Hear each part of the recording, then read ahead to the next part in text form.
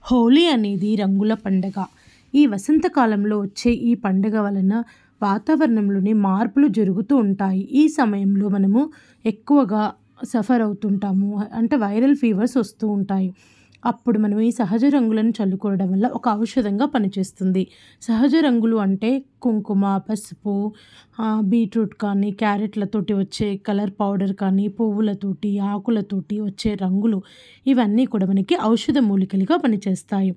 రసాయన రంగులు చల్లడం వలన కళ్ళకు హాని కలుగుతుంది. ముఖ్యంగా చిన్నపిల్లలకు స్కిన్ ఎలర్జీ కూడా వస్తుంది. హోలీ అనేది ఆనందాల డోలిక అంటారు. ఆ హోలీ అనంగానే మనకి ఈ కలర్స్ అని గుర్తు వస్తాయి. కానీ హోలీ అంటే అగ్ని పునీతమైనది అని అర్థము. హోలీని హోలికా పౌర్ణమి అని కూడా పిలుస్తాము. ఏటా పాల్గొన మాసంలో అంటే ఇప్పుడు వచ్చేటము పౌర్ణమి రోజు జరుపుకుంటాము. ఈ హోలీ నాడు కామని పున్నమి అని కూడా అంటాము.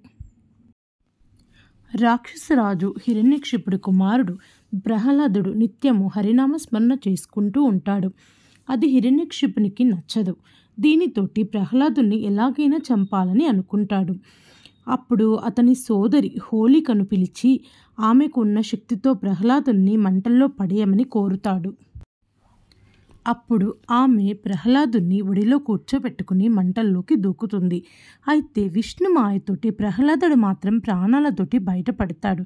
హోలిక అనే రాక్షసి మాత్రం ఆ మంటల్లోనే చనిపోతుంది. హోలిక దహనమైన రోజునే కాబట్టి మనము హోలీ అని పిలుస్తాము. ఇంకా తర్వాత డోలోత్సవం అనేది కూడా జరుపుతారు. అంటే ఈ రోజున శ్రీకృష్ణుడు గోపికలతో కలిసి బృందావనంలో పువ్వులతోటి, రంగులతోటి ఉత్సవాన్ని జరుపుకుంటారు. ఇలా రంగులు, పువ్వులు చల్లుకోవడం ద్వారా ప్రేమ, సౌభాగ్యాలు వెల్లివిరుస్తాయనేది నమ్మకం. డోలిక అంటే ఉయ్యాల అని అర్థము. కృష్ణుణ్ణి ఉయ్యాలలో వేసి ఊపుతారు. ఇలా సెలబ్రేషన్స్ జరుపుకుంటారు. వసంత ఋతువు ఆగమనంతో వచ్చు తొలి వేడుక హోలీ. ప్రతి సంవత్సరము పాల్గొన మాసంలో పౌర్ణమి రోజు వచ్చెను హోలీ. ప్రపంచంలోని రంగులన్నీ కలిసి చేసే కోలాహలమే ఈ హోలీ. రాధాకృష్ణులతో మొదలయ్యే సంబరమే హోలీ. హోలీ మన జీవితంలో నింపాలి ఆనంద పరిమళాలను. హోలీ మన జీవితాలలో తేవాలి సుఖశాంతులను, సౌభాగ్య విజయాలను. Thank you for watching the video.